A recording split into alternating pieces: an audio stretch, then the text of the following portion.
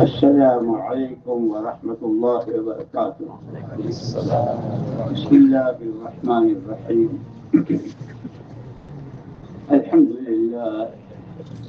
الحمد لله نحمده ونستعينه ونستغفره ونؤمن به ونتوكل عليه ونعوذ بالله من شرور أنفسنا ومن سيئات أعمالنا. من يهده الله فلا مضل له ومن يضلله فلا هادي له ونشهد أن لا إله إلا الله وحده لا شريك له ونشهد أن سيدنا ونبينا ومولانا محمدا عبده ورسوله صلوات الله وسلامه على سيدنا محمد وعلى آله وصحبه وبارك وسلم تسليما كثيرا كثيرا. أما بعد فأعوذ بالله من الشيطان الرجيم. بسم الله الرحمن الرحيم.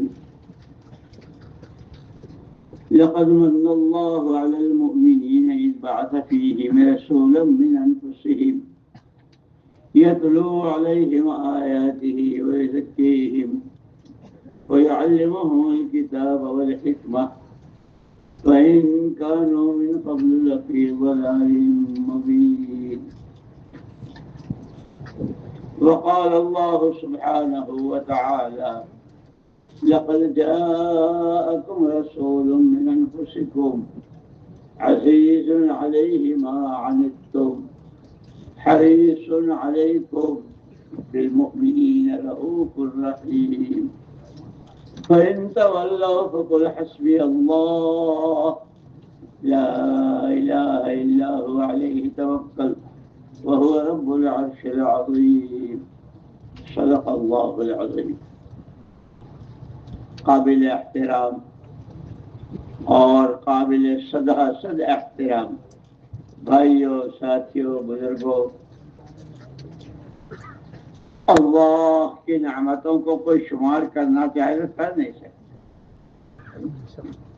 سب سے بڑی نعمت جو اللہ نے خود جو نعمت اللہ کے پاس وہ اللہ کا دین ہے. اسی لیے دین انسانوں ہی کو دیا ہے، جانوروں کے لیے کوئی شریعت نہیں ہے. جانور تو جہاں چاہے رہا، دین جو چاہے جس چاہے انسان. اور دین کے کیا معنی ہے؟ دین کے معنی ہے پابند ہونا، اپنے آپ کو پابند کرنا. اس لیے دین میں دونوں چیزیں ہیں. ایک تو اللہ کے وہ حکم ہے، آسمان، زمین، چاند، سورج، ستارے، درخت، پتے، ذرے، ریت، یہ بھی سب اللہ کے حکموں کے تابع ہیں. اس کو کہتے ہیں تکوینی احکامات. اور ایک اللہ کے حکم ہے بندوں سے متعلق، اس کو کہتے ہیں شریعت کے احکامات. اور کائنات کے جتنے ذرے ہیں وہ سب تابع ہیں شریعت کے حکموں کے. اسی لیے حضور پاک صلی اللہ علیہ وسلم جب ہجرت کر کے مدینہ پاک تشریف لائے اور سب سے پہلا آپ نے جو خطبہ دیا، آپ منبر پر تشریف لائے اور آپ نے ارشاد فرمایا: من اصلح ما بینہ وبین اللہ، من اصلح ما بینہ وبین اللہ اصلح اللہ ما بینہ وبین خلقہ، او کما قال صلی اللہ علیہ وسلم. جس بندے نے اپنا معاملہ اللہ سے صحیح کر لیا، اللہ خود اس بندے کے اور مخلوق کے درمیان کے معاملے کو صحیح کریں گے. آسمانوں کی مخلوق، زمینوں کی، سمندروں کی جتنی مخلوقات ہیں. اب اللہ کی ذات سے معاملہ صحیح کرنے کا کیا مطلب ہے؟ کہ دنیا کے جتنے سامان ہیں سونا چاندی پیٹرول پلاٹینم حکومتیں دولتیں، اس سے اللہ کا تعلق صحیح نہیں ہوتا۔ اللہ سے معاملہ صحیح ہوتا ہے لا الہ، کوئی کچھ نہیں، کسی سے کچھ نہیں، الا اللہ، ایک اکیلی ذات اللہ۔ اسی لیے ہمارا پہلا کلمہ ہے لا الہ الا اللہ، آمنت باللہ کما ہوا باسمائہ وصفاتہ وقبلت جمیع احکامہ۔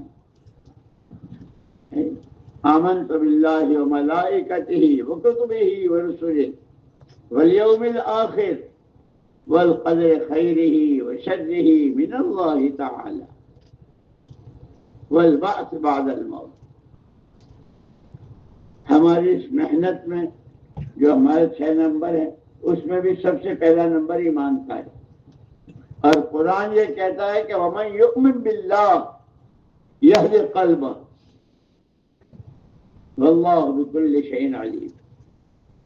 جس کے دل بھیتر جتنا ایمان اپنی پختگی کے ساتھ ہوگا، اس کے دل کو راستہ دکھائے گا کہ ایمان کیا ہے، کہ ایمان نور ہے۔ جیسے بلب ہوتے ہیں 0 کے بھی 25 کے بھی 40 کے بھی، اور پھر سرچ لائٹ ہوتی ہے کہ رات ہی دن بن جاتا ہے، اتنی روشنی، کہ ایمان نور ہے۔ وہ جب دلوں میں آتا ہے، اسی لیے رہتا میں آتا ہے الہدایت نور یقذفہ اللہ فی قلب امرئ من شاء یمیز بہ العبد بین الحق والباطل بین الخبیث والطیب بین ما ینفعہ ویضرہ۔ ہدایت ایمان کہ وہ دل کا وہ نور ہے جو اللہ بندے کے دل میں ڈالتے ہیں، اس صرف اللہ ہی کے قبضے میں ہے۔ جب دل میں نور آتا ہے ایمان کا، تو جیسے یہ بجلی کی روشنی سے راستے دکھتے ہیں، ایسے بندے کو راستہ دکھتا ہے، یہ اچھا ہے یہ برا ہے، یہ حق ہے یہ ناحق ہے، یہ عدل و انصاف ہے یہ ظلم و تعدی ہے، دل کی آنکھوں سے۔ اسی لیے قرآن نے ایک جگہ کہا ہے لا تعمل ابصار ولكن تعمل قلوب التي في الصدور۔ آنکھوں کا اندھاپن نہیں ہے، سینوں میں جو دل چھپے ہوئے ہیں، یہ جب اندھے ہوتے ہیں۔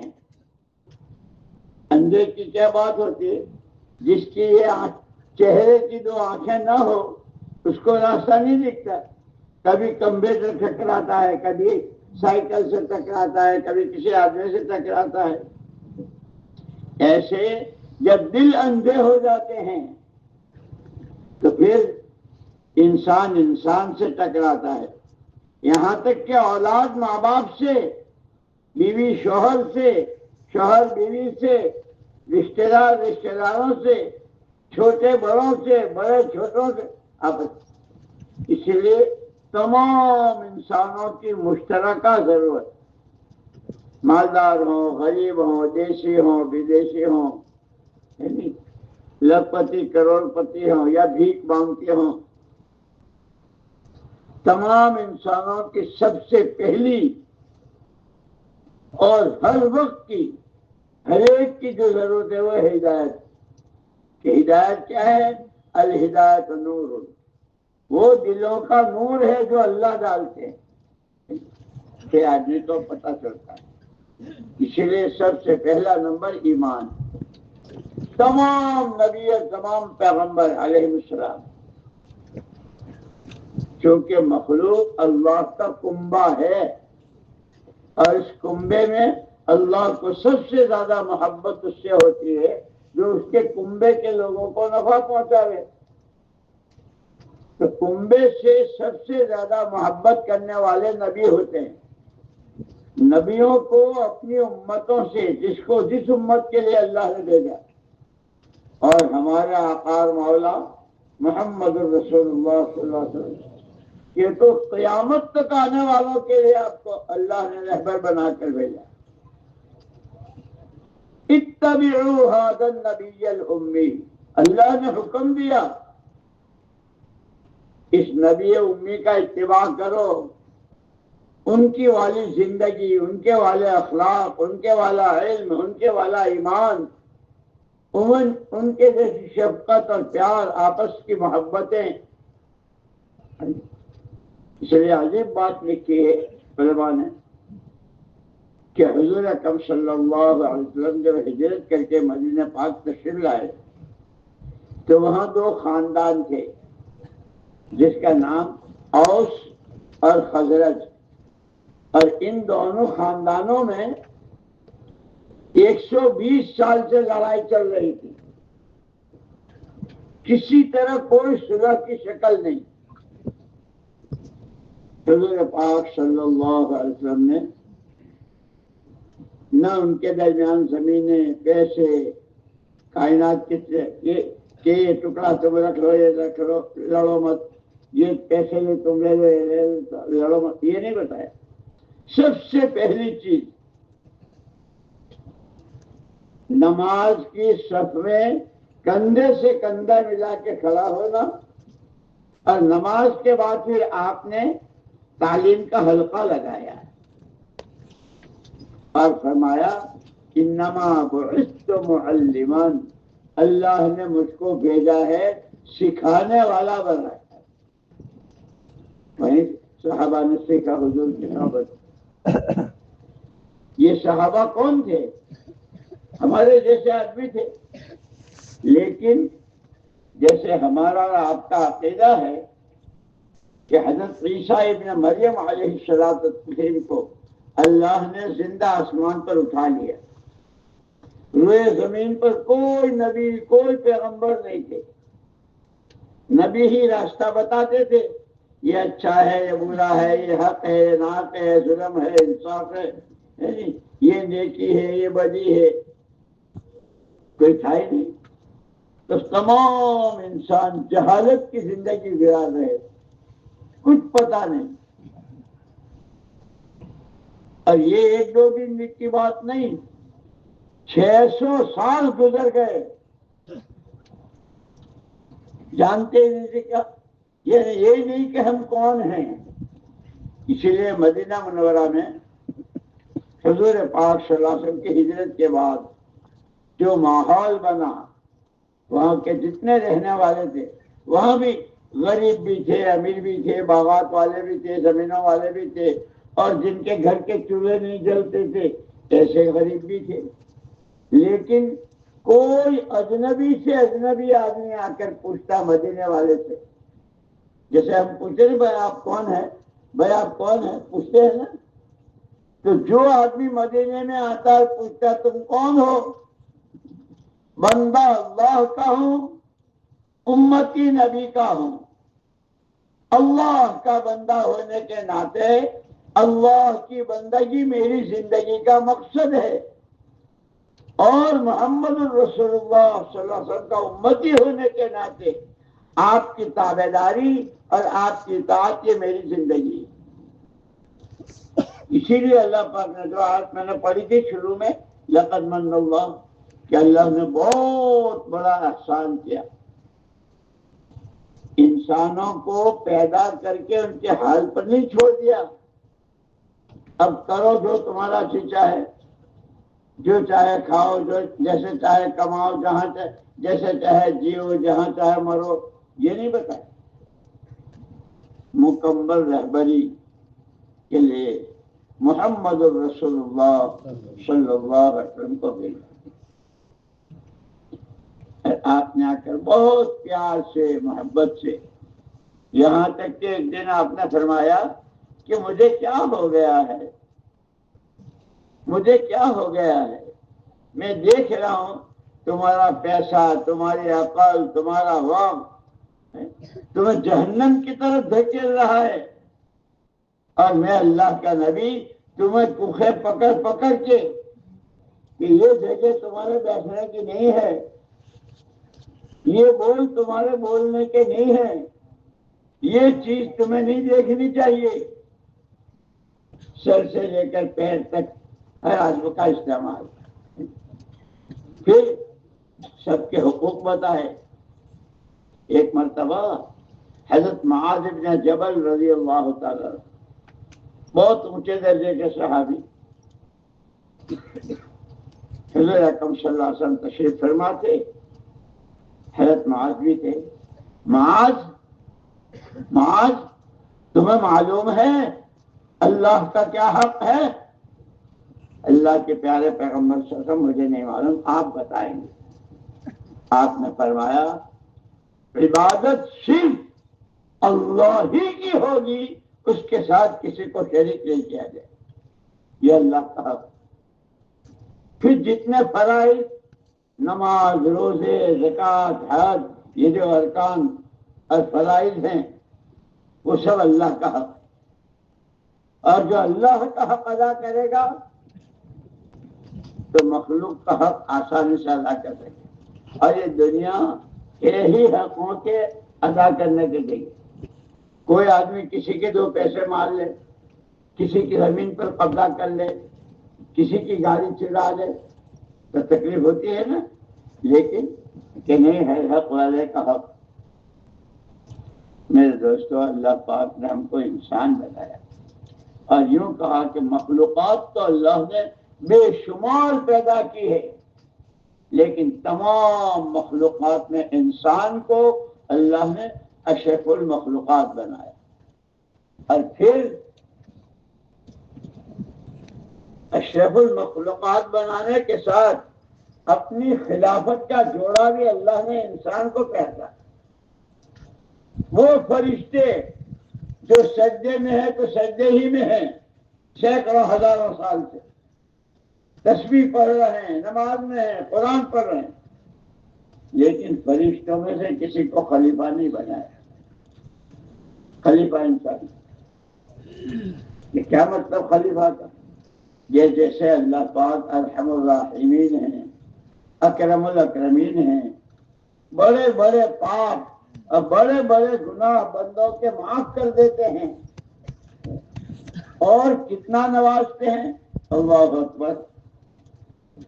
یہ سارے انسان جو ہیں بنی آدم کہلاتے ہیں، تمام انسان آدم علیہ السلام کی اولاد، تو حضرت آدم علیہ السلام اور اماں حوا علیہ السلام یہ دونوں جنت میں تھے، جنت میں تو کسی طرح کی کوئی تکلیف ہی نہیں۔ اللہ پاک نے اتنا کہا تھا وَلَا تَقْرَبَا هَٰذِهِ الشَّجَرَةَ، کھاؤ پیو آرام سے رہو، اس درخت کے قریب مت جانا، لیکن شیطان جو سب کا دشمن ہے، سب سے اس کی چال میں آ گئے، وہ کھا لیا، اللہ ناراض ہو گئے۔ اس لیے کہ زندگی کا مقصد اللہ ہی کو راضی کرنا ہے اور اس کی ناراضگی سے بچنا ہے۔ وہ راضی ہوتا ہے کیسے؟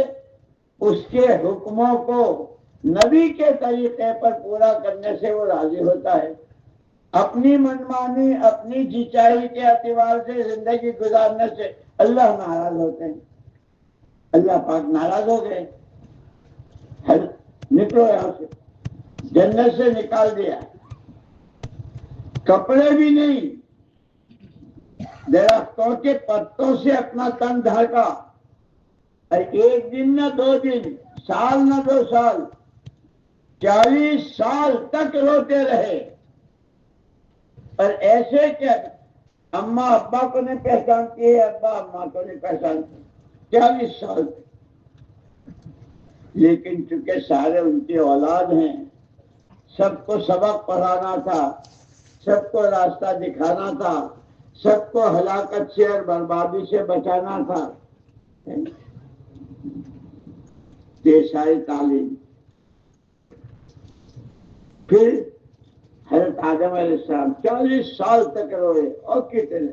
پھر ایک مرتبہ لیکن اللہ ہی نے سکھایا، جیسے قرآن میں ہے فَتَلَقَّى آدَمُ مِن رَبِّهِ كَلِمَاتٍ فَأَتَمَّهُنَّ فتاب علیہ. چند کلمات اللہ نے ان کو سکھائے.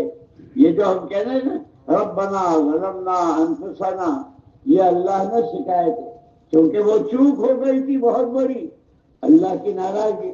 اللہ جتنے بڑے ہیں ان کا حکم بھی اتنا ہی بڑا، اس حکم کے پورا کرنے پر انعام بھی اتنا ہی بڑا، اور اللہ کی ناراضگی بھی اتنی ہی بڑی، اس کی سزا بھی اتنی ہی بڑی.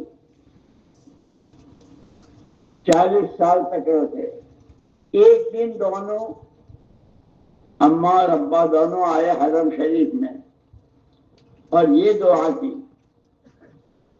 اللہم انک تری مکاننا تسمع کلامی تعلم سری وعلانیتی فاقبل معذرتی تعلم حاجتی فاعطنی سؤلی وتعلم ما فی نفسی فاغفر لی ذنوبی أسألك إيمانا يباشر قلبي ويقينا صادقا حتى أعلم أنه لا يصيبني إلا ما كتبت لي.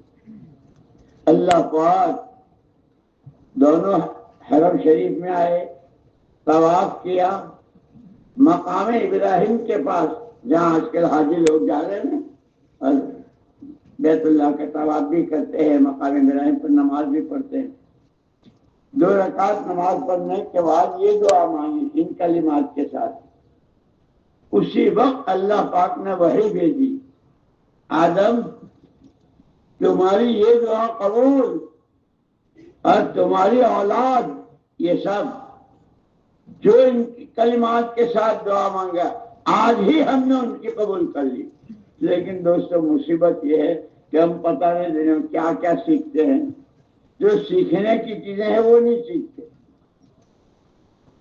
اس لیے کہ حضور پاک صلی اللہ علیہ وسلم کی ہر دعا جو ہوتی عبادت بھی ہے اور بہت بڑی طاقت ہے دعا کی.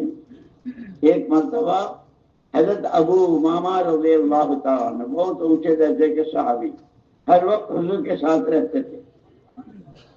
اللہ کے رسول آپ کی تو نیند سے آنکھ کھلتی ہے وہاں سے لے کر پورے دن آپ جہاں ہوتے ہیں کوئی نہ کوئی دعا ہوتی ہے، ہم اتنی دعائیں کیسے یاد کریں؟ حضرت پاک صلی اللہ علیہ وسلم نے خود رہبری فرمایا اگر تو یہ کہہ لے اے اللہ جو خیر و خوبیاں محمد الرسول اللہ صلی اللہ علیہ وسلم نے آپ سے مانگی ہے میں بھی اس کا سوال کرتا ہوں مجھے دے دے.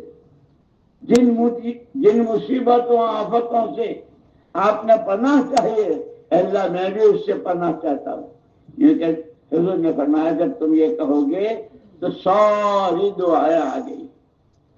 اس لیے دوستو ہمارے لیے تو سب سے بڑی چیز جو ہے دین سیکھنا ہے اور دیندار بننا ہے، اور چاہے جو کچھ بنو انجینئر ڈاکٹر حاکم محکوم جو بھی منع نہیں کرتے، وہ بھی ہم دنیا میں ہیں، ہمارے ساتھ یہ سب لگا ہوا ہے کریں گے، لیکن اصل کہ اپنے آپ کو دیندار بنانا.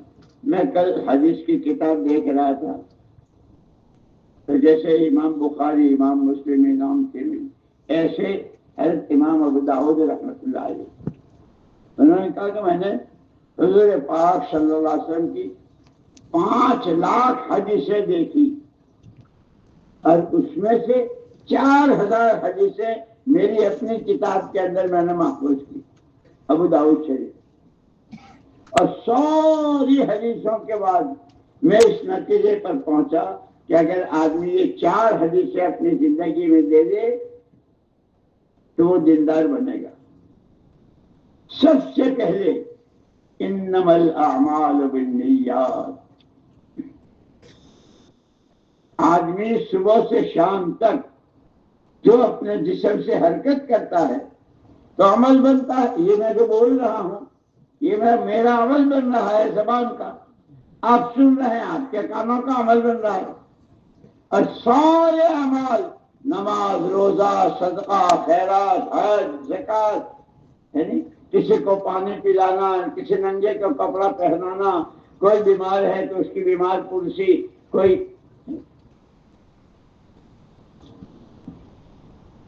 کہ اللہ کی طرف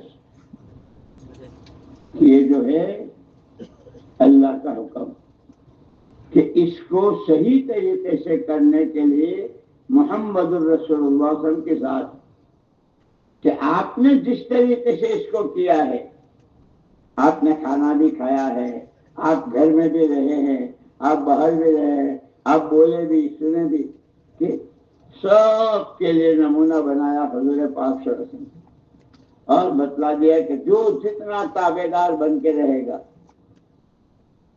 اس کی زندگی میں سکون، چین، اسباب میں برکت اور دعاؤں میں قبولیت ہو۔ اس لیے ہمارے اجتماعات اور یہ ہمارے جس طریقے سے جمع ہونا جگہ جگہ، یہ ہم جیسے حضور پاک صلی اللہ علیہ وسلم کے پاس ایک آدمی آتا ہے، آپ کیا چاہتے ہیں؟ بڑا بننا چاہتے ہیں؟ ہم پورے عرب کا آپ کو بڑا بنا دیں۔ دولت چاہتے ہیں؟ سارے عرب کی دولت آپ کے پاس جمع کر دیں۔ عورتیں چاہتے ہیں؟ پوری عورتوں میں سے جتنی خوبصورت وہ سب جمع۔ حضور پاک صلی اللہ علیہ وسلم فرمایا، کہہ چکا تو اپنی بات کہہ چکا، یہ جتنا تو سب کچھ مجھے جس کام کے لیے اللہ نے بھیجا ہے، ایک سانس کے لیے بھی میں اس کام سے نہیں رک سکتا۔ مجھے اللہ نے بھیجا ہے بندوں کو اپنے معبود سے جوڑ دو، ہر بندہ اپنے معبود سے اس کا تعلق پیدا ہو جائے کہ اصل معبود اللہ کی ذات۔ تو خیر، میں نے عرض کیا میرے دوستوں اور بزرگوں، ضرورتیں بہت ساری ہیں، لیکن ہماری سب سے پہلی اور بنیادی اور ہر سانس کی ضرورت وہ ہدایت ہے۔ اور ہدایت کیا ہے؟ وہ دلوں کا نور ہے کہ جیسے روشنی سے راستہ دکھتا ہے، ایسے ایمان کے نور سے راستہ دکھتا ہے۔ یہی وجہ تھی کہ جس مدینے میں 120 سال سے لڑائی، اور کیسی لڑائی، ایک خاندان والا دوسرے خاندان والے سے مار کر اس کی کھوپڑی کا پیالہ نکال کر اس مرے ہوئے کا خون بھر کے پیتا تھا اور اپنے کو بہادر کہتا تھا۔ لیکن قربان جائیں حضور پاک صلی اللہ علیہ وسلم کے، یا رب صلی وسلم دائما ابدا علی حبیبک خیر الخلق کلہم۔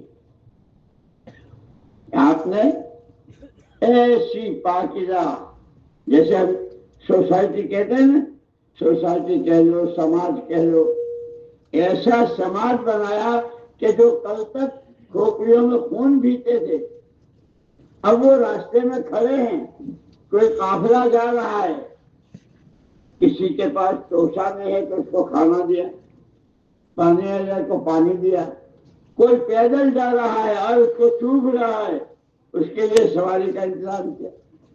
صحابہ باقاعدہ راستے میں اس کے لیے کھڑے ہوتے تھے۔ اس لیے ہم کہتے ہیں کہ باتوں سے باتیں، عمل سے عمل اور قربانی سے قربانی، خالی باتوں سے نہیں بنتی۔ اللہ کی ذات کے ساتھ کا تعلق ایمان سے، حضور کی تابع داری سے، حضور پاک صلی اللہ علیہ وسلم والے اخلاق سے، حلال کی کمائی سے، کسی کا حق نہ مارے، اپنے پاس سے اور قربان کرے۔ اس لیے اخلاق کی تعریف کے لیے اخلاق کیا ہے؟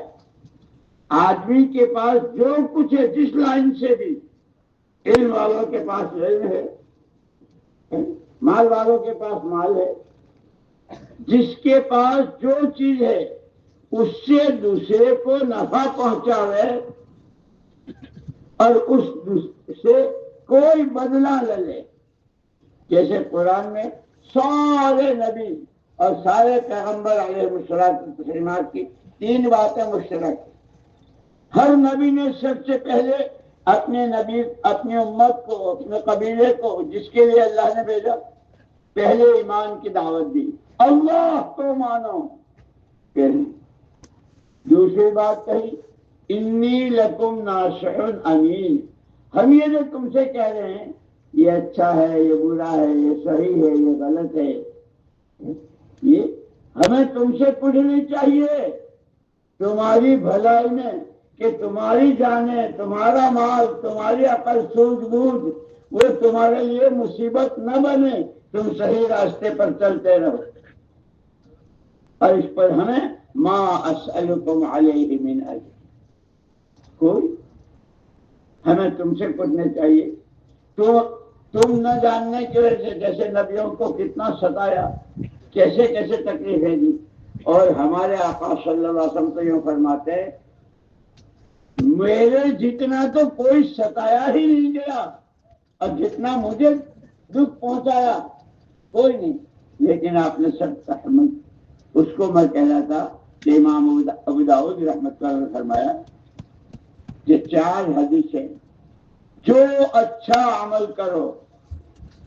ابھی اس وقت ہم بیٹھے ہیں تو اچھا عمل ہے نا، یہ کیوں؟ اللہ راضی ہو جائے. ہر اچھے عمل میں نماز روزہ ہو، صدقہ خیرات ہو، کسی پیاسے کو پانی پلا رہے ہو، کسی ننگے کو کپڑا، جو بھی کسی کو راستہ دکھا رہے، اللہ راضی ہو جائے، اللہ راضی ہو جائے. سب سے پہلی دوسری بات بتائی من حسن اسلام المرء ترکہ ما لا یعنی. آدمی سچا مسلمان، سچا اللہ کا بندہ جب بنے گا جب وہ لایانی اور بیکار کاموں کو اور بیکار باتوں کو چھوڑ دے گا. یہ دنیا کا فائدہ نہ آخرت کا، دین کا نہ دنیا کا. ایسی اس سے آدمی کا ایمان بنتا ہے اور چمکتا ہے اور تیز ہوتا ہے. تیسری چیز فرمائی جو چیز آدمی اپنے لیے پسند کرے وہ اپنے بھائی کے لیے پسند کرے. سارے بندے بھائی ہیں آپس میں، سارے انسان.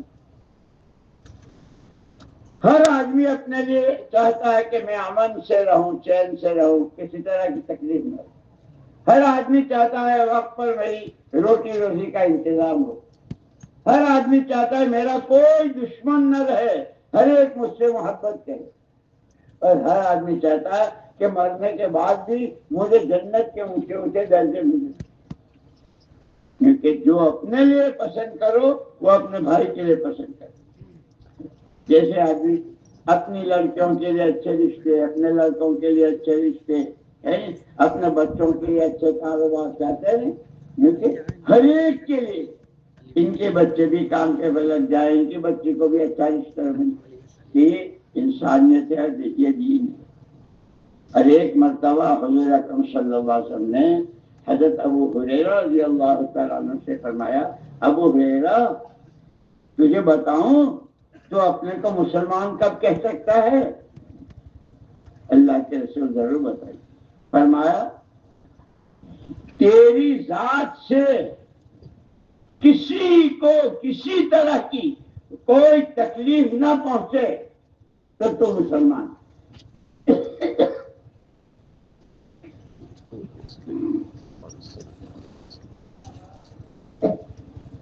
یہاں تک کہ جانور کا بھی حق بتایا.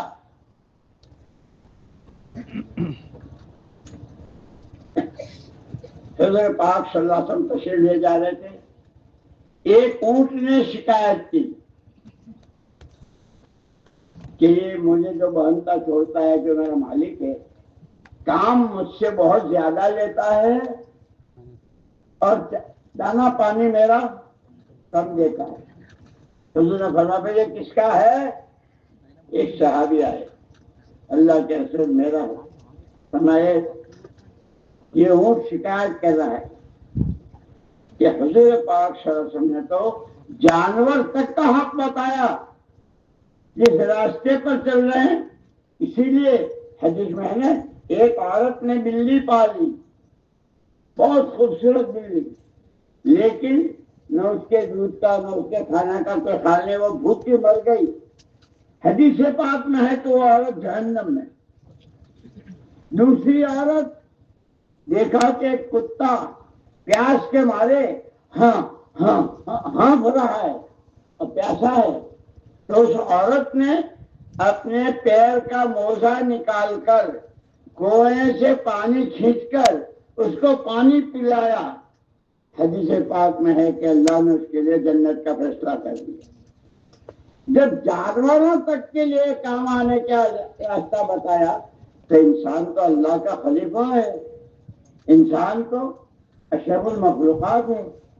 اسی لیے کہ سارے انسان آپس میں بھائی بھائی ایک دوسرے کو کہ لایانی سے اور بیکار چیزوں سے بچنا، دوسرے کے لیے وہ پسند کرنا جو اپنے لیے پسند کرتے ہیں. اور تیسری بات بتائی، چوتھی بات کہ آدمی کی زبان سے اور آدمی کے ہاتھوں سے کسی کو تکلیف نہ پہنچے تو یہ دیندار ہے. ہمیں دین سے یہ ہمارا سارا کائی کے لیے دین سیکھنے کے لیے، اور اس میں میرا خاندان، میری برادری، میرا علاقہ، میری قوم کہ یہ کچھ نہیں. حضور پاک صلی اللہ علیہ وسلم کا ساری عمر کے بعد جو ایک حج ہوا، اور اس حج میں آپ نے سب سے پہلے میری قوم، میرا علاقہ، میری زبان، میرا رنگ، میرا یہ، آپ نے اس کو پیروں کے نیچے، سب بندے اللہ کے ہیں، سب آپس میں بھائی بھائی ہیں، ہر ایک کا دوسرے پر حق ہے، مرنا سب کو ہے، اور ہر ایک کو اس کے کیے کا سامنے آئے گا. جس نے جو کیا ہوگا اچھا یا برا وہ سارا سامنے آئے گا. وہ ایسا سکھایا کہ جو 600 سال تک جہالت میں رہے تھے حضرت عیسیٰ علیہ السلام کے بعد، حضور پاک صلی اللہ علیہ وسلم کی تشریف آوری سے کیسے ہو گئے. قرآن کہتا ہے وَاذْكُرُوا نِعْمَةَ اللَّهِ عَلَيْكُمْ إِذْ كُنْتُمْ أَعْدَاءً فَأَلَّفَ بَيْنَ قُلُوبِكُمْ فَأَصْبَحْتُمْ بِنِعْمَتِهِ إِخْوَانًا. او مدینے والو، اللہ پاک کہہ رہے قرآن کریم میں، او مدینے والو اللہ کی نعمت کو یاد کرو، تم تو ایک دوسرے کے جان لیوا دشمن تھے، اللہ نے تمہارے دلوں میں محبت پیدا کر دی، تم بھائی بھائی ہو گئے. جو حضور پاک صلی اللہ علیہ وسلم نے جو راستہ بتایا، اللہ کو ماننا، اللہ کی ماننا، اللہ کے بندوں کو راحت پہنچانا. مجھے یاد آیا، میں جب وہاں دلی میں تھا، ایک ڈاکٹر صاحب ماشاءاللہ بہت اچھے، نماز کے بھی پابند تھے، اور رات کو جب حضرت جی حیات الصحابہ پڑھتے تھے تو اس میں نے ایک دن ان سے پوچھا کہ ڈاکٹر صاحب آپ کیا کام کرتے ہو؟ میرا کام 2 وقت کی میری ڈیوٹی ہے، صبح سے 12 بجے تک کی، پھر شام کو 3 بجے کے بعد سے شام تک کی. میں نے کہا ڈیوٹی میں کیا کرتے ہو؟ کہ بیمار سے جا کے پوچھتا ہوں کھانا کھایا تھا، نیند آئی تھی. میں نے کہا اسی کو کہتے ہیں بیمار پرسی. پھر اللہ کے نبی نے جو آدمی کسی بیمار کی بیمار پرسی کرتا ہے 70,000 فرشتے، اور تمہاری جو سیلری ہے، تمہاری جو تنخواہ ہے، اس میں صرف اتنی نیت کر لو. مجھے یاد ہے کئی سال کے بعد جب وہ ملے، کہنے لگے مولوی صاحب جب باتھ روم سے نکلتا ہوں اور ہسپتال کے کپڑے پہنتا ہوں تو سب سے پہلے میں یہ نیت کرتا ہوں میں اللہ کے جو بندے بیمار ہیں ان کی بیمار پرسی کے لیے جا رہا ہوں، اپنے آقا صلی اللہ علیہ وسلم کے ارشاد کی تابع داری میں. میں نے کہا کتنے؟ کہ وارڈ میں تو 40-50 ہو گئے. 10 کو پوچھا تو ایک پر 70,000، تو 10 پر کتنے؟ اور 25. میں نے کہا لاکھوں فرشتے تو تم جھیل لیتے ہو، اور تمہاری سیلری میں کوئی کمی نہیں ہوتی.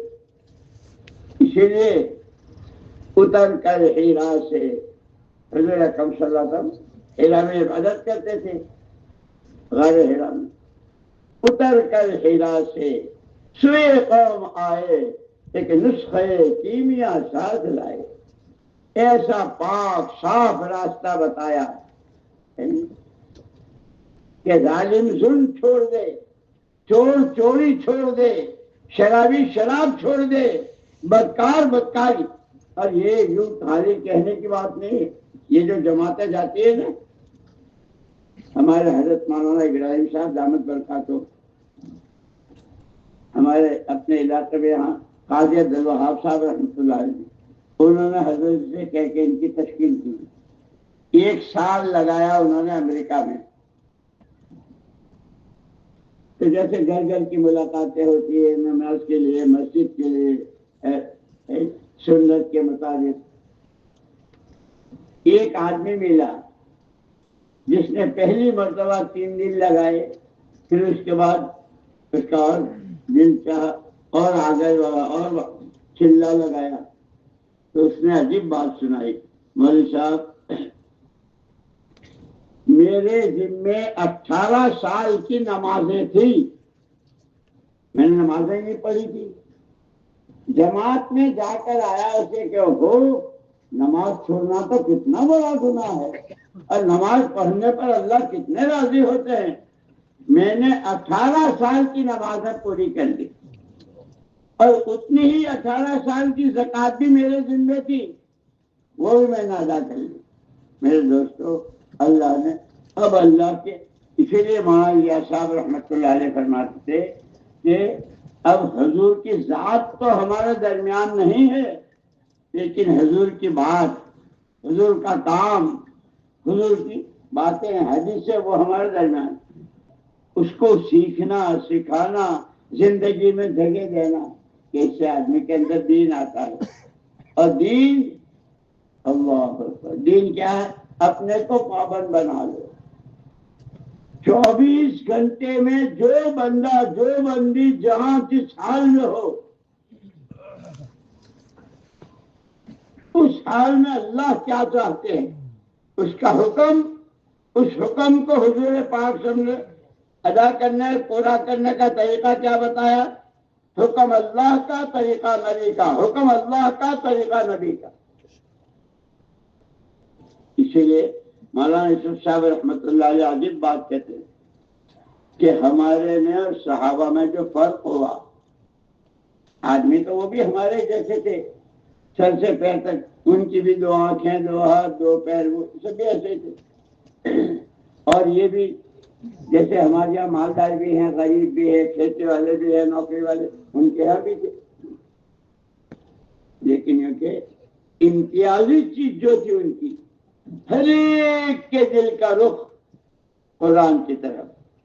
اور یہ مولانا یوسف صاحب رحمۃ اللہ علیہ فرماتے تھے کہ آدمی جدھر کا منہ کر کے کھڑا ہوتا ہے، ادھر کی تو سوئی بھی نظر آ جاتی ہے، اور پیٹھ کے پیچھے پہاڑ بھی ہو تو نظر نہیں آتا کہ وہاں حضور پاک صلی اللہ علیہ وسلم کی صحبت اور آپ کی برکت سے سارے مدینے والے جتنے قبیلے تھے، سب کے دلوں کا رخ، اللہ کا حکم کیا ہے، نبی کا طریقہ کیا ہے، اللہ کا حکم کیا ہے، نبی، سب کی زندگیوں میں قرآن اترا ہوا تھا. اور مولانا یوسف صاحب رحمۃ اللہ علیہ بہت روتے تھے، روتے ہوئے ہم کہتے تھے ہائے ہائے ہم نے قرآن ہی کو پیٹھ دکھا دی. قرآن کے مقابلے کی جتنی چیزیں سماج میں، سوسائٹی میں، معاملات میں، اخلاق و عادات میں، سب اس کے مقابلے کی چیزیں. اسی لیے یہ جو 4 مہینے اور چلے اور جماعت میں جانا رہے، ہمیں کوئی دولت نہیں چاہیے، اپنا خرچ، اپنی جان، اپنا مال اللہ کو راضی کرنے کے لیے، اور ان عملوں کے ذریعے مشق کرنا کہ ہم حضور پاک صلی اللہ علیہ وسلم والی زندگی کے قریب، قرآن زندگیوں میں آ جائے، حلال حرام، جائز ناجائز. لیکن امام بخاری رحمۃ اللہ نے فرمایا الحلال بین والحرام بین، جتنا حلال ہے وہ صاف صاف بیان کر دیا گیا، جتنا حرام ہے اس کو بیان۔ اور حضور اکرم صلی اللہ علیہ وسلم نے حضرت ابو ہریرہ رضی اللہ تعالیٰ عنہ سے فرمایا اتق المحارم، اتق المحارم تکن اعبد الناس۔ اللہ نے جتنی چیزوں کو حرام کہا ہے اس سے بچا لے تو سب سے بڑا عبادت گزار ہے۔ جب ایک بلی کو، ایک کتے کو جب اس کے مارنے پر تو انسان کو تکلیف پہنچانا، کسی انسان کو تکلیف پہنچانا اللہ کو کتنا ناراض کرتا ہے۔ صحابہ کرام اور عجیب کہ دوسرے کی تکلیف خود جھیل لیں گے، وہ تکلیف میں نہ رہے۔ ہمیں یہ پیاری زندگی دی گئی ہے، اسی کے لیے یہ وقت لگانا ہوتا ہے۔ اسی لیے ماں یوسف صاحب رحمۃ اللہ علیہ فرماتے تھے کہ خالی آنے جانے کا نام تبلیغ نہیں ہے، ہماری سوچ بدل جائے۔ لوگوں نے پوچھا کہ حضرت کیا سوچ بدل جائے؟ کہ ہماری سوچ حضور پاک صلی اللہ علیہ وسلم کی سوچ کے قریب ہو جائے۔ حضرت حضور پاک صلی اللہ علیہ وسلم کی کیا سوچ تھی؟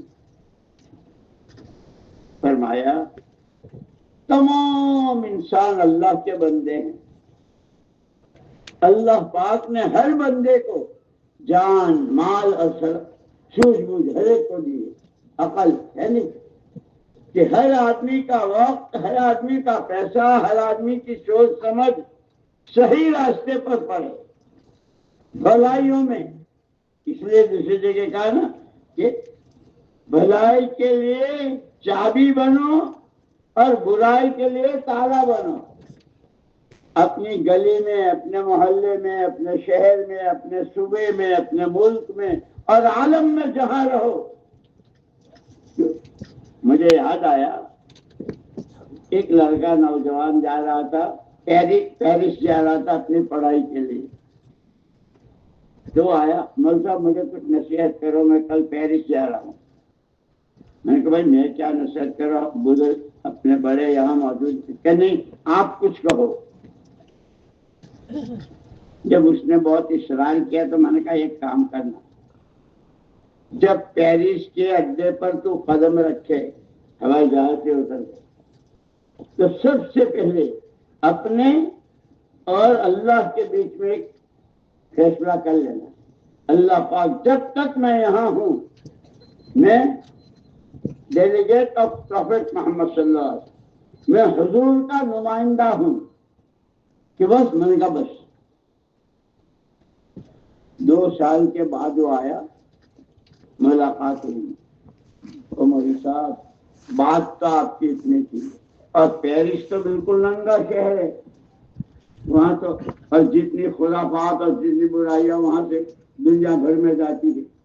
میرے لیے بھی بہت سارے موقع ایسے ہیں، میں گیا لیکن آپ کا خبردار محمد صلی اللہ علیہ وسلم کے نمائندے ہو۔ اللہ نے مجھے بچا لیا۔ یہی بات میں اس مجمع سے تھی، ہم کھائیں گے، کمائیں گے، بیوی بچے شادیاں یہ سب ہمارے ساتھ لگا ہوا ہے، کہ اندر میں یہ ہو بات اللہ کی ماننی ہے، طریقہ نبی کا اپنانا ہے، بات اللہ کی طریقہ نبی کا۔ لیکن یہ تو کریں گے جب کہ اس کو سیکھیں گے۔ یہی نہیں معلوم ہے کہ اللہ کا حکم کیا ہے، یہی نہیں معلوم ہے اللہ کا حکم کیا ہے، تو کیسے پورا کریں گے؟ اللہ کیا چاہتے ہیں؟ اسی لیے دوستو کہتے ہیں دیندار بننے کے لیے دین کا سیکھنا ضروری ہے۔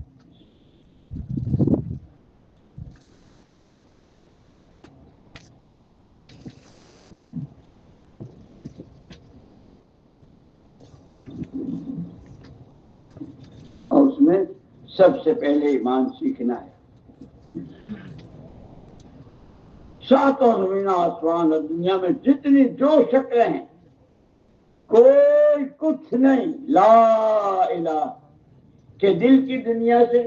اور مولانا صاحب رحمۃ اللہ علیہ فرماتے تھے کہ اپنا مزاج کھیتی والوں کا بناؤ، کھیتی والا جسے 5 بیگھہ 50 بیگھہ کھیتی کرنی ہے اور اس میں چاہتا ہے طرح طرح کے پھل پھول میوے، لیکن کیونکہ سب سے پہلے زمین کو صاف کرتا ہے اور ایسے صاف کرتا ہے کہ کوئی کانٹا کوئی جھاڑی بچنے نہ پائے، کہ انسانوں کے دل یہ زمین ہے، اس میں جتنا جو کچھ اچھا گندا سڑا ہوا جھوٹ سوٹ چوری بدکاری ناپاک خیالات، کسی کو ستانے کسی کو مارنے، کہ سب سے اپنے دل کی دنیا کو پاک کرو۔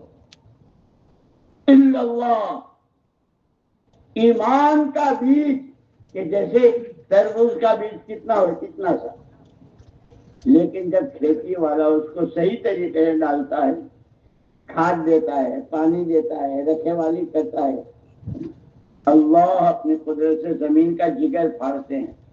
ایک دانہ ڈالا تھا تربوز کا اور ایک دانے پر 20 کلو کے کتنے تربوز، اور وہ کہاں کے کہاں جاتے ہیں دنیا میں، کیونکہ ایسے اپنے دلوں کو اللہ کے ہر غیر سے پاک کرنا، اللہ ہی سب کچھ، اللہ ہی سے سب کچھ، اس بیچ کو دے۔ اب اس کو پانی دو، کہ پانی کیسے، کہ جو حضور پاک صلی اللہ علیہ وسلم کی تعلیمات ہیں، جو آپ نے بتایا ہے، اس کو طرح نماز سے پہلے اچھے طرح مسواک کرو، وضو کرو، ہے جی، وہ سارا برپا ہے۔ کپڑے پہنے تو کیسے پہنو، جوتا پہنو تو کیسے پہنو، جوتا اتارو تو کیسے اتارو، کھانا شروع کرو تو کیسے، تو ساری چیزیں بتائی کہ اس کو کرو، تو اس سے زندگی سنورتی چلی جائے گی۔ پھر اس زندگی کا بھاؤ دنیا نہیں اللہ دیں گے۔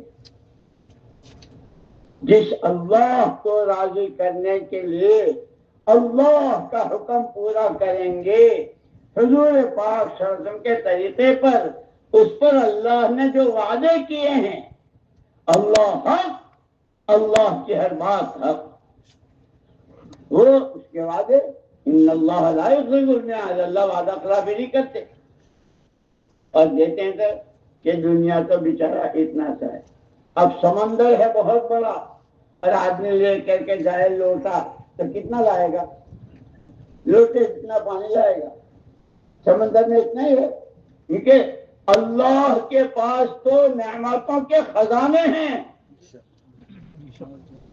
جو جتنا سچے ایمان کے ساتھ، اللہ کے تعلق کے ساتھ، اللہ کی عظمت و بڑائی کے ساتھ، نبی کی دعوے داری کے ساتھ، جتنا اللہ، کیونکہ پھر اللہ اپنی شان شان دیں گے۔ اسی کہتے اپنی مسجدوں کو اعمال سے آباد کرو، کہ نمازیں مسجد کے چاروں طرف۔ ایک مرتبہ مولانا الیاس صاحب رحمۃ اللہ علیہ نے فجر کی نماز پڑھائی، اور نماز کے بعد بہت رو رہے، بہت رو رہے، تو اس وقت میں جو میاں وغیرہ تھے میوات، وہ جمع ہو گئے، حضرت کو کیا ہوا، حضرت کو کیا؟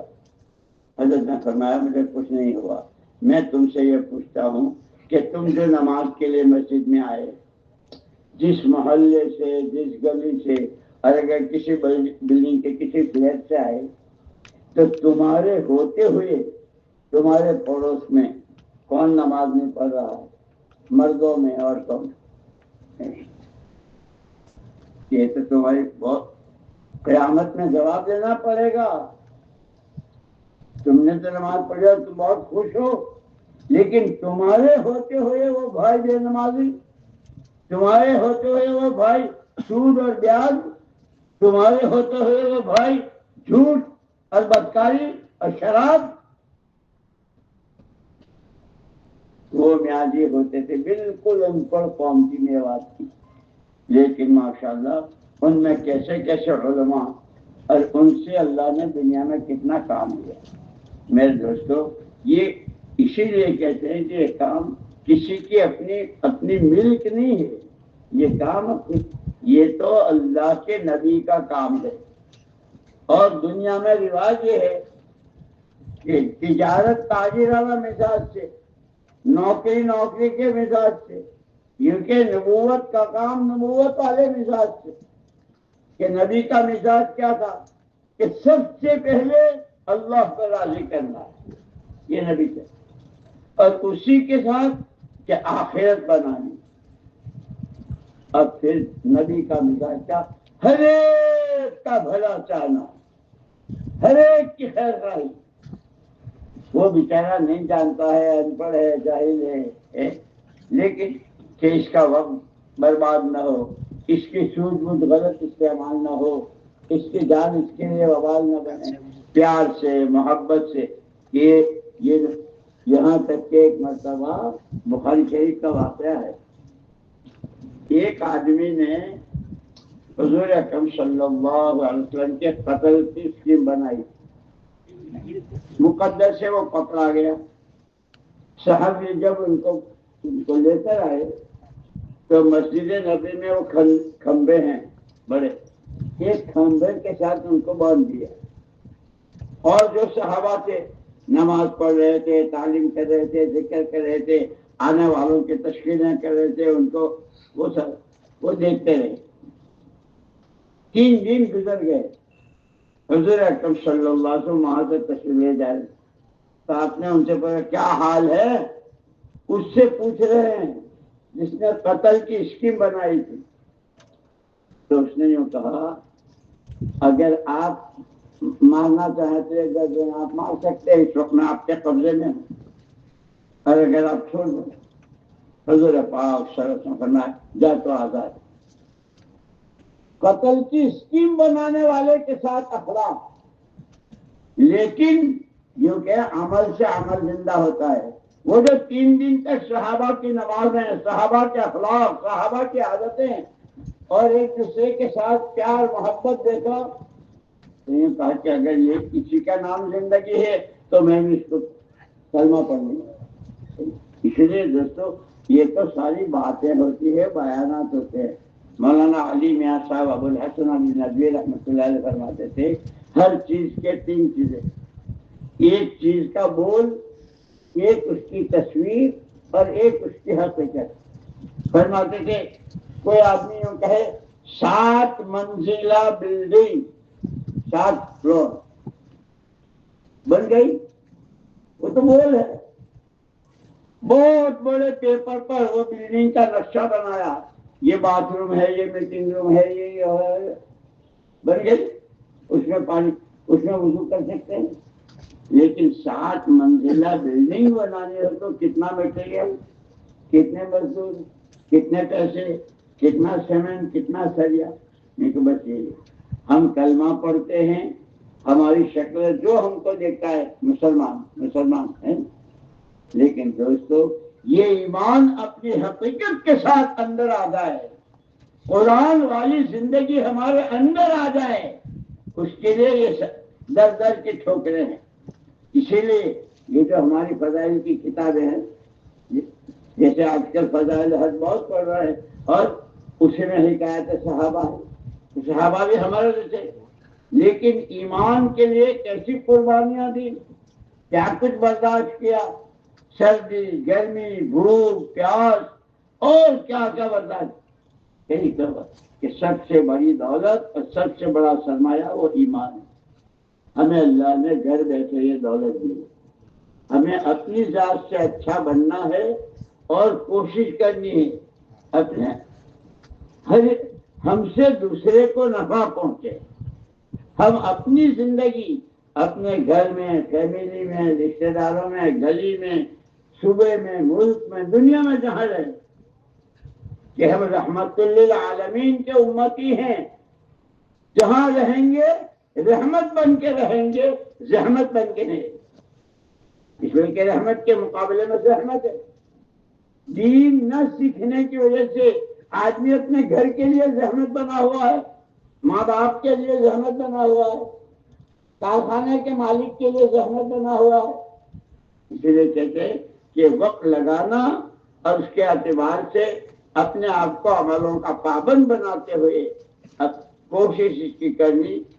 ہم فرشتے نہیں ہیں، ہمارے ساتھ ساری ضرورتیں اللہ ہی نے رکھی. ہمیں بھوک لگتی ہے، ہمیں پیاس لگتی ہے، ہمیں نیند آتی ہے، کبھی بیماری، کبھی درد، یہ سب ہے، لیکن کہا اس کا بھی حق ہے کہ بھوک کے وقت میں کھانا کھانا، بیماری کے وقت میں علاج کرانا. یہاں تک کہ حضور پاک صلی اللہ علیہ وسلم فرمایا داؤ عباد اللہ، اور اللہ کے بندو دوا کیا کرو، بیمار ہو اللہ کی طرف.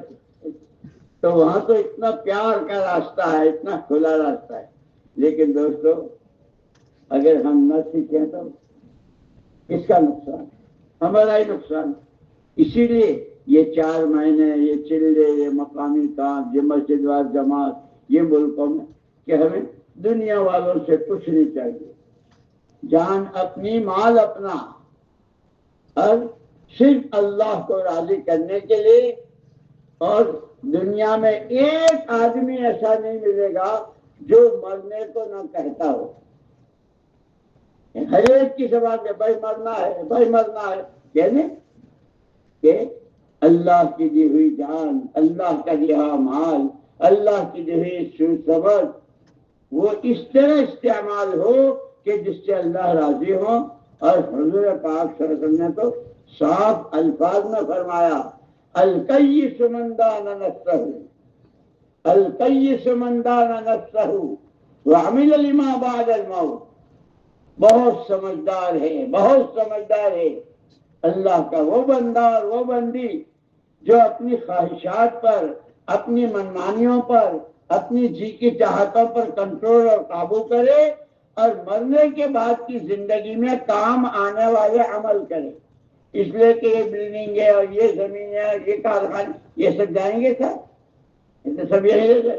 ہاں، جس نے سچ بولنے کا کام کیا، جس نے کسی روتے کے آنسو پہنچے، کسی پریشان حال کی پریشانی میں کام آیا، کسی کو نماز سکھائی، کسی کو پیار سے مسجد میں لایا، کسی کو تعلیم میں بٹھایا، کہ رمضان کا مہینہ کیا آدمی دن بھوکا پیاسا رہتا ہے، اللہ کتنے راضی، پیار سے، حکمت سے، محبت سے وہ ساتھ جائے گا. اذا مات الانسان انقطع عنہ عمل، جب آدمی مر جاتا ہے تو اس کے تمام عمل ختم ہو جاتے ہیں، الا من ثلاث، صدقۃ جاریہ، علم ينتفع به، وولد صالح يدعو له. 3 چیزیں واقع ہو جاتی ہے. ایک صدقہ جاریہ، کہیں پانی کی پریشانی تھی، اس نے کوئی کنواں کھدوا دیا، کوئی چشمہ جاری کرا دیا، اور جتنے پئیں گے، یہ تو مر گیا لیکن اس کا سہارا اس کو آ جا رہا. ایسے ہی دین سیکھا تھا، قرآن پڑھا، حدیثیں پڑھی، بزرگوں کی صحبت اٹھائی، اب یہ اس نے دوسروں کو پڑھایا. جیسے ہمارے مدرسوں میں اساتذہ پڑھاتے ہیں کہ علم ينفع ينتفع به، کہ انہوں نے تو پڑھا لیکن دوسروں کو جو پڑھایا تو انہوں نے نفع پہنچایا، کہ ان کی بھی ساری زندگی کی نیکیاں ان کو جا رہی. اور ولد صالح يدعو له، ماں باپ کی وہ اولاد جو ماں باپ کے لیے دعا کرے. تو یہ چیز ہمارے پاس ہے، اللہ کا شکر ہے. جب ہم یہ اللہ کے راستے میں نکلیں گے، نماز سیکھیں گے، کلمہ سیکھیں گے، اخلاق سیکھیں گے، اور کیسے رہنا، کیسے معاملات کرنا، اپنا سماج کیسے بنانا، اور ہر ایک کے لیے ہم راحت کا اور رحمت کا سبب بنے، کیسے، جب اس کو سیکھیں گے پھر ہم مسجدوں میں جائیں گے، مسجد میں لوگوں کو بتائیں گے، اور وہ تو کریں گے، ہم تو مرمرا کے قبروں میں چلے جائیں گے اور ان کا کیا ہوا ہمارے پاس آتا ہے. میری بات سمجھ میں آئی؟ اس کے لیے میرے دوستو اللہ پاک نے یہ بہت تھوڑا وقت دیا. اسی لیے ایک موقع پر حضور پاک صلی اللہ علیہ وسلم نے فرمایا ان الدنیا خلقت لکم، ان الدنیا خلقت لکم وانکم خلقتم للآخرہ.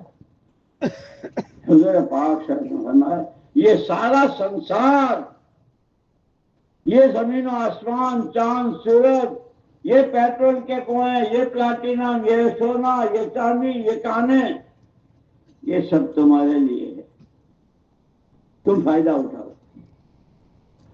لیکن تم کو اللہ نے پیدا کیا ہے آخرت کے لیے، مرنا ہے، ہمارے پاس آنا ہے۔ جیسے میں نے شروع میں کہا تھا نا، اماں ابا حضرت آدم علیہ السلام اور حضرت اماں حوا علیہ السلام، ان سے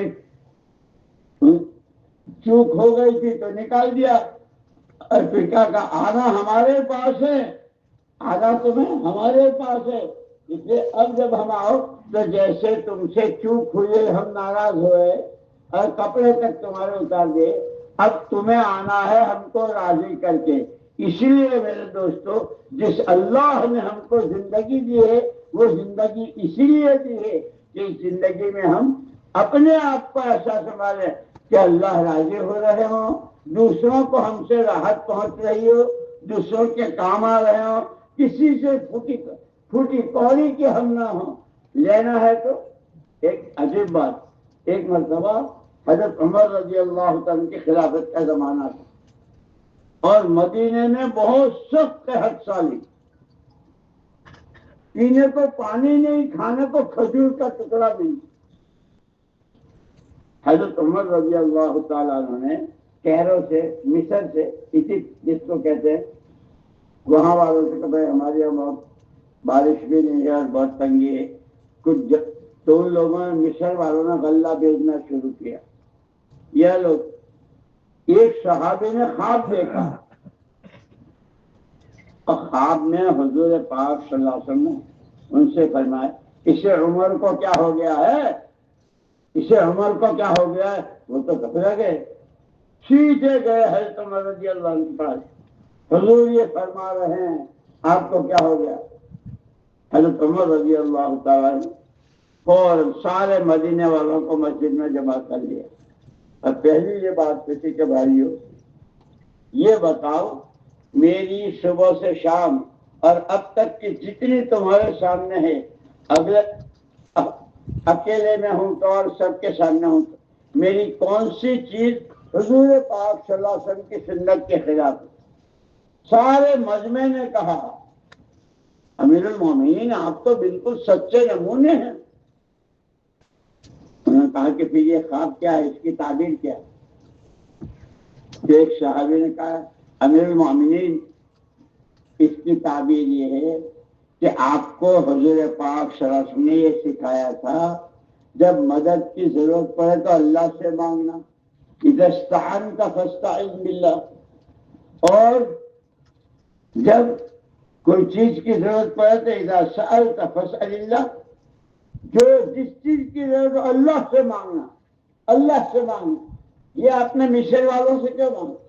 ایک بات بیچ میں یاد رکھنا میری، حضرت عمر کتنے بڑے آدمی، شیطان تک ان کے راستے سے نہیں جا سکتا۔ حضور پاک صلی اللہ علیہ وسلم نے کہا، فرمایا اگر میرے بعد کوئی نبی ہوتا تو عمر اللہ کا نبی ہوتا، اتنی ہوں۔ لیکن یوں کہیں آدمی کی بڑائی اسی میں ہے، کیا بھول چک تو آدمی سے ہوتی ہے کہ آدمی سے کوئی بات ہو جائے تو اسے ندامت ہو، استغفار اور توبہ کرے، میں نے بندہ اللہ کا ہوں، یہ میں نے کیا کیا، امتی نبی کا ہوں، میں نے یہ کیا کیا۔ حضرت عمر رضی اللہ تعالیٰ کو اسی وقت میں کہ آپ سے تو یوں کہا کہ جب مانگنا ہو تو اللہ سے مانگنا، مصر والوں سے کیوں مانگا؟ وہیں بیٹھے ہوئے تھے اور مدینے کا آسمان بالکل صاف، کہیں سے کہیں کوئی بادل کا ٹکڑا نہیں۔ حضرت عمر رضی اللہ تعالیٰ وہیں بیٹھے بیٹھے ہاتھ یوں ہاتھ اٹھائے، ابھی چہرے پر ہاتھ نہیں پھیرے تھے، مشلادھار پانی، اور پھر اس کے بعد اب تک دنیا نے کتنی کھجوریں کھائی مدینے کی، کتنی کھا رہے ہیں اور کتنی کھائیں گے، کیا باغات، کیا پانی، کیا کہتے ہیں۔ ہمیں اللہ نے اس کام کے راستے سے دعوت اور دعا، دعوت اور دعا، اللہ کے بندے اللہ سے جڑ جائیں، اللہ کی ماننے والے بن جائیں اور اللہ سے مانگنے والے بن جائیں۔ اللہ ہمیں دعا والا بنائے۔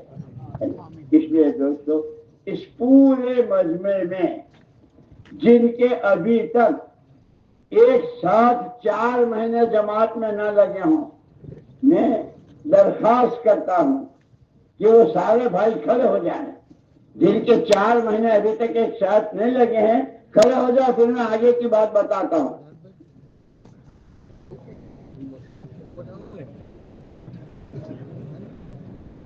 کھڑے ہو جاؤ، کھڑے ہو جاؤ۔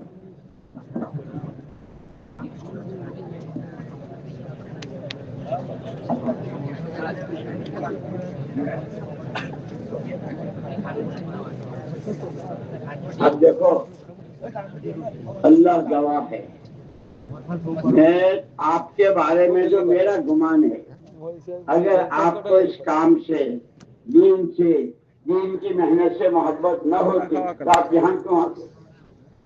لیکن 4 مہینے جو نہیں لگے ہیں